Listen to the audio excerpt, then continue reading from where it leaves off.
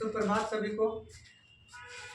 तो मैं आज 12.2 का 3 नंबर का क्वेश्चन बताने वाला हूँ और उम्मीद करते हैं कि आपको अच्छे से समझ में आएगा।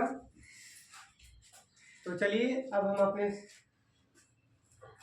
शब्दों को ज़्यादा ज़ाया न करते हुए क्वेश्चन पर आते हैं। तो ठीक है, आप लोग देखिएगा ध्यान से बोर्ड पे कैसे हम लोग बनाते हैं ये 10 नंबर क्वेश्चन नंबर 10। तो सबसे पहले क्वेश्चन को बनाने से पहले हम लोग को अच्छे से पढ़ लेना चाहिए कि वो क्या कर रहा है क्वेश्चन, क्योंकि क्वेश्चन जब तक हम लोग पढ़ेंगे नहीं तब तक हम मेरा जवाब क्या होगा। पहले क्वेश्चन को हम लोग आसानी से पढ़ते हैं, अच्छे से पढ़ते हैं और पढ़ने के बाद उस पर जिक्र करेंगे कि किस प्रकार से इसको सॉल्व किया जाए। छाता बना हुआ है, छतरी ताने बना हुआ है। तो चलिए अब ताने इसको कैसे नाम पड़ा है। ताने का मतलब क्या है, जो तान के रखता है, क्या करता है, बीच वाला भाग जो तान के रखता है, इसीलिए उसका नाम पड़ा ताने। चलिए अब हम ज़्यादा मेंशन नहीं करते हैं। एक छतरी में 8 ताने हैं। देखिए जहाँ जहाँ संख्या लिखा रहता है उस पर आप लोग लाइन कर लीजिए ताकि जो है फिर मेरे से कोई गलती ना हो जाए और मैं उस पर ज़्यादा हमको ध्यान देना पड़े कि 8 ताने मतलब ये कुछ कहना चाहता है छतरी के बारे में। तो छतरी में 8 ताने हैं जो बराबर दूरी पर लगे हुए हैं, बराबर, एक भी कोई डिस्टेंस पे नहीं है, बराबर दूरी पर है। चलिए छतरी को 45 सेंटीमीटर त्रिज्या वाला 45 सेंटीमीटर त्रिज्या वाला एक सपाट वृत्त मानते हुए इसकी 2 क्रमागत तानों के बीच का क्षेत्रफल ज्ञात करना है। चलिए ये तो साबित हो गया कि भाई 2 क्रमागत तानों, तो तानों क्या होता है, जो तान के रखता है। तो अगर यहाँ पे देखते हैं हम तो छतरी में 8 ताने हैं। ये सब क्या है, ताने का मतलब यहाँ पे पिन लगा हुआ होता है और ये क्या कर रहा है, छतरी को तान के रखा हुआ, टाइट करके रखा हुआ सख्त। ठीक है, तो अब यहाँ तो क्लियर हो गया, एक ताना ई हुआ, एक ताना ई हुआ, मतलब एक ताना ई हुआ, एक ताना ई हुआ, मतलब मेरे कहने का मतलब क्या है कि बीच का हमको क्षेत्रफल निकालना है। तो हम सिंपल से समझ गए कि इसमें त्रिज्याखंड का कोई फंडामेंटल चैप्टर बन रहा है। अब त्रिज्याखंड का फॉर्मूला बिठाएंगे। तो सबसे पहले फॉर्मूला बिठाने से पहले हमको क्या करना है, हमको 2 चीज़ चाहिए। क्या चाहिए, एक चाहिए हमको त्रिज्या। तो सबसे पहले त्रिज्या फाइंड करते हैं। तो त्रिज्या फाइंड करने की जरूरत नहीं है, यहाँ पे अपने आप ही बोला है कि जो ताना जो है वो 45 सेंटीमीटर है। फिर बात करते हैं, हमें एंगल की जरूरत पड़ती है। तो अब एंगल तो हमें दिया हुआ नहीं है, अब एंगल हम कैसे फाइंड करेंगे, तो थोड़ा सा दिक्कत हो जाता है। स्टूडेंट को यहीं पर ही दिक्कत होती है कि कहाँ एंगल मिला। बाकी बनाने के लिए तो बैठा के फार्मूला पे काट ही सकता है भाई, इतना 10th वाले तो इतना कर सकते हैं जरूर ना, क्योंकि बैठा के फार्मूला पे काट सकते हैं। लेकिन सबसे मुश्किल की बात क्या है, उसको ढूंढना, हीरा को तराशना सबसे बड़ी मुश्किल बात है। तो इसे हम क्या करते हैं कि जानते हैं कि एक सेंटर पे 360 डिग्री का कोण बनता है। तो सबसे पहले चलो भाई 360 डिग्री का कोण बना दिए। अब हम देखते हैं कि छतरी का ताना कितने भागों में बटा हुआ है। तो छतरी का ताना जो है वो 8 भागों में बटा हुआ है। कितने भाग में, 8 भाग में। तो सब सिंपल सी बात है, इसको 8 से भागा लगा देंगे। अब कितने लोग सोच रहे होंगे कि भाई 360 को 8 कैसे काटेंगे। कोई ज़्यादा टेंशन लेने वाली बात नहीं है। आपको याद होगा कि टेंशन लेने वाली बात, कोई टेंशन वाली बात नहीं है। देखो कैसे करते हैं हम, क्योंकि सभी को अच्छे किताब और अच्छे लोग जल्दी समझ में नहीं आते, इसलिए बहुत अच्छा क्वेश्चन है, इसलिए आप लोगों को जल्दी समझ में नहीं आएगा, इसलिए हम जल्दी समझाने की कोशिश करते हैं। सबसे पहले काटते हैं, 2 से ही स्टार्ट करते हैं। ऐसे तो मैं काट दूंगा 8 से भी, लेकिन आप लोगों को भाई बताना है, सिखाना है। तो 2 चौके 8, सब कुछ हो गया। 2 एकम 2, 2 अठी 16, यानी कि 18 दूना 36।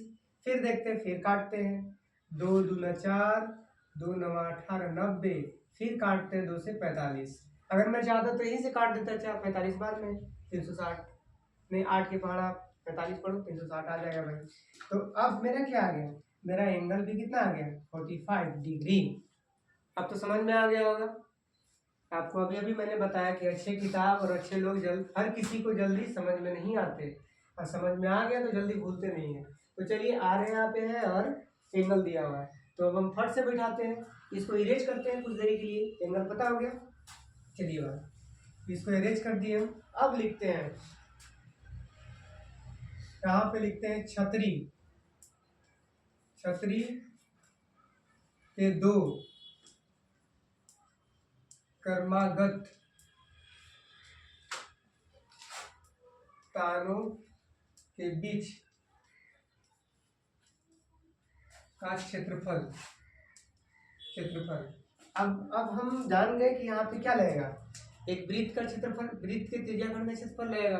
तो हम डायरेक्ट है सिंपल सी फॉर्मूला पहले लिखेंगे हल, क्योंकि बनाने का एक तरीका भी होना चाहिए कि किस तरह से हम बनाएं कि जो टीचर, जो शिक्षक हमारी कॉपी को चेक करे वह किस तरह से कि स्टूडेंट कैसा बनाया है।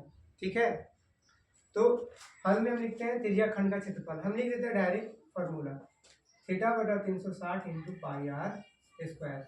अब θ/360 हम देखते हैं भाई, तो थीटा कितना है 45 डिग्री है मेरा, 360 डिग्री यहाँ पे है। अब पाई कितना है 22/7 है। आर कितना है भाई, तो आर सबको दिख रहा होगा कि दिया हुआ है 45 का स्क्वायर। अब यहाँ पे अभी नहीं काटेंगे, यहाँ पे एक देख लीजिए काटने के लिए, आप लोग बड़ी हड़बड़ में रखते हैं। देखिए 45 को 2 बार लिखते हैं, 45 इंटू 45। अब देखिए अब कैसे काटते हैं, जब हम सबको जान गए कि 8 के पहाड़ा जब 45 बार पढ़ेंगे तो मेरा 360 आ जाएगा, तो 45 के पहाड़ा में 8 बार में आराम से कट जाएगा। 8 × 5 = 40, 8 × 32 और 4 × 36, आगे की डायरेक्ट काट देते हैं, अब ज़्यादा बताने वाले नहीं है। तो 8 बार में कट गया। अब देखते हैं कि और कहीं दिख रहा है क्या, हाँ एक स्टेप तो जरूर कटेगा भाई, ये जरूर कटेगा। तो ये 4 बार में 2 × 4, सॉरी मिस्टेक, 2 × 4 नहीं, 2 × 8। बड़ी सी दुनिया है, छोटी मोटी गलती अक्सर हुआ करती है। तो 11 दूना 22 हो गया। अब क्या करते हैं, अब देखते हैं एक बार और, अब कुछ नहीं दिख रहा है हमें यहाँ पे, अब सीधे मल्टीप्लाई करना पड़ेगा। मल्टीप्लाई कर देते हैं, तो ऊपर बचा मेरे पास 11 बचा, 45 इंटू 45 बचा, और नीचे कितना बचा मेरे पास, नीचे मेरे पास बचा 7 और 4 इंटू 7। ये तो नहीं कर सकता है भाई, तो अब हम क्या करते हैं, इसको मल्टीप्लाई कर देते हैं आपस में, नीचे वाला से डिवाइड कर देंगे। चलिए करते हैं, देखते हैं, तो देख ले एक बार कट जाए तो ठीक है, भगवान भरोसे नहीं कटेगा। 2 × 8, 11 नहीं कटेगा। चलिए अब यहाँ पे आया कि 45 में 45 से कैसे गुना करें, तो देखिए आज के बाद टेंशन नहीं लीजिएगा, 45 में 45 से कैसे गुना करें देखिए हम बताते हैं। जिसके अंत में 5 रहेगा, इकाई अंक 5 रहेगा, उसे उतना वही गुना करके लिख देना है। 5 के पहाड़ा 5 बार पढ़िए, 50 25। अभी 4 है, 4 को एक अंक बढ़ा के गुना कर दीजिए। 4 है तो 4 के एक अंक बढ़ा दीजिए, तो कितना हो गया 5, 5 के 20 आ गया इसका स्क्वायर। जैसे 65 है तो 65 को क्या करना है, अब कोई कहे कि इसका स्क्वायर निकाल के बताइए, कुछ नहीं करना है, 5 वाले के लिए बता रहे हैं, सबके लिए नहीं। तो 50 25 हो जाएगा। अच्छा एक संख्या बढ़ा देंगे तो कितना हो जाएगा 7, तो 6 × 7 = 42। देखिए कितना आसानी से हो गया, ये सब है स्टाइल। अब देखते हैं गुना करते हैं, तो ऊपर कितना आया, ऊपर 11 इंटू 20 और 25 आया, और नीचे 7 × 4 = 28 आया। अब फिर से गुना कर देते हैं भाई, 11 तो बचा हुआ ना, 11 × 5 = 55, 11 दूना 22 और 5 27, हाथ में 2, 11 दूना 22/28। अब इसे काट भी सकते हैं आप, चेक कर लेते हैं एक बार सही गुना किए कि नहीं। 11 × 5 = 55, 11 दूना 22, 5 27, हाथ में 2 2 11 दूना 22, बहुत अच्छा है। तो अब हम लोग इसको क्या कर सकते हैं, इसको भाग भी दे सकते हैं या ना भी दे सकते हैं। इसको भाग देकर लिख भी सकते हैं भाई, ठीक है, इसको भाग भी दे सकते हैं, ना भी देंगे तो ठीक है। आंसर मिलाना तो है आप लोग को। आप लोग को याद है ना कि टीचर और वक्त में क्या अंतर होता है, समय। अभी एग्जाम वाला समय चल रहा है आप लोग का ना, टीचर और वक्त में क्या फर्क होता है। वक्त जो है, वक्त क्या करता है, वक्त इम्तिहान लेकर किसी को सिखाता है, वक्त किसी को इम्तिहान लेकर सिखाता है, उसको कोई पढ़ाई लिखाई मतलब नहीं है। इम्तिहान लेगा, आपको ठोकर लगेगी, उसके बाद आप सीखिएगा। लेकिन टीचर क्या करता है, टीचर क्या करते हैं, टीचर पहले आपको सिखाएंगे कि देखो इस बुकवा के सारा चैप्टर हल कर लो, उसके बाद यही आएगा परीक्षा में। पहले आपको सिखाएंगे और उसके बाद इम्तिहान लेंगे और उसके बाद पीटेंगे कूटेंगे। तो कहने का मतलब हुआ क्या कि टीचर और वक्त में बस यही अंतर है कि वक्त हमें पहले पीटता है, उसके बाद सिखाता है, और टीचर पहले सिखाता है, फेल होने के बाद फिर पीटते हैं, उसके बाद हम सिखाते हैं। चलिए ठीक है, तो अब अपने समय को ज़्यादा जाया ना करते हुए आपको याद एक बार रिकॉल करवा देते हैं फिर से। तो थीटा/360 πr², मैंने एंगल बैठा दिया 22/7, फिर 45 किया है, इसको 2 बार लिख दिया, फिर उसके बाद मैंने काट दिया। देख लीजिए भाई, गलती थोड़ा बहुत हो सकता है आप लोग से भी नहीं, शिक्षक से भी गलती होता है कभी कभी।